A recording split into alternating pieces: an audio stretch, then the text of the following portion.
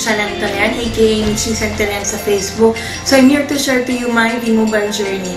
Okay, so from the day na sumali ako until now. Okay, so to share to you, 18 years old lang ako nung sumali ako sa V-Mobile. Isang simpleng estudyante lang, nursing student actually from UERM. Okay? Tapos, actually, it's my first time na mag-network marketing or mag-venture sa ganitong klaseng business hanggang sa na-introduce sa akin to ni Hayes. Okay, si Hayes ko nag-introduce sa akin ng V-Mobile.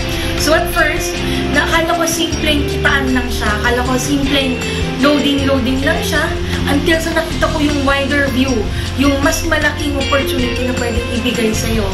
So, at first, I was skeptic about it talaga. Kasi, akala ko noon, ang susi ko para maging successful is mag-abroad. That's why I took up nursing. So, until sa nakita ko na konti-onti, while studying, ginagawa ko sabay ang V-Mobile, mahirap, yes. Okay, sobrang hirap pagsabay ng pag-aaral ng V-Mobile. Pero, doon ko na simulan, chumicheck na ako. When I was studying, kumikita na ako ng 10,000 per week. Sabi ko, ibang klase si V-Mobile. Kasi nag-aaral pa lang ako, ito na yung binibigay na sa akin. So, I decided to make it full-time. So, undergrad ako ngayon. Okay? So, undergrad ako ng nursing. Tinuloy-tuloy ko lang yung nursing. When I stopped studying, sabi ko, ang sinabi ko sa sarili ko, imomotivate ko at kaya kong patunayan sa ibang tao na kaya ko. Even though I was undergrad, kaya kong patunayan na I can become successful.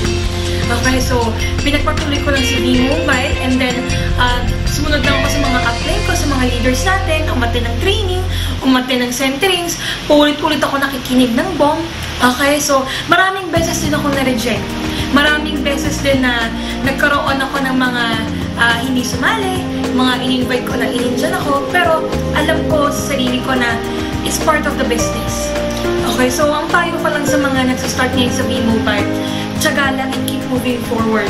One thing, bakit ko itong ginagawa itong business is to show to the youth na hindi doesn't matter kung graduate ka, it doesn't matter kung anong gender mo.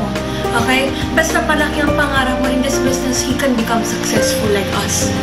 Okay, so dito sa V-Mobile, first 1 year and 4 months ako sa V-Mobile na bili ko na yung first car ko, which is yung Ford Expedition ko.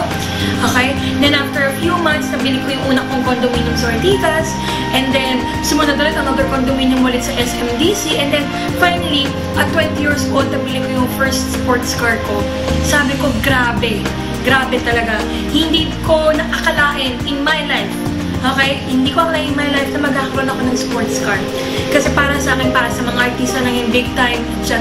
So, when I got it when I was 20, sabi ko, grabe, more than pa pwedeng ibigay sa akin ni V-Mobile. Basta sipag lang at saka-tsaga. Basta paniwalaan mo lang yung business. Okay, so, last thing na advice ko sa mga bagong salin ng V-Mobile. Okay? Alamin mo kung ano yung purpose mo. Go for it. Just go for it. At iset mo yung goals mo. Have faith in God, first of all, kasi nakita mo itong V-Mobile. There's a reason for everything. Bakit mo nakita to si V-Mobile? Second, have faith in the company. Bakit? Kasi ito na yung business mo eh.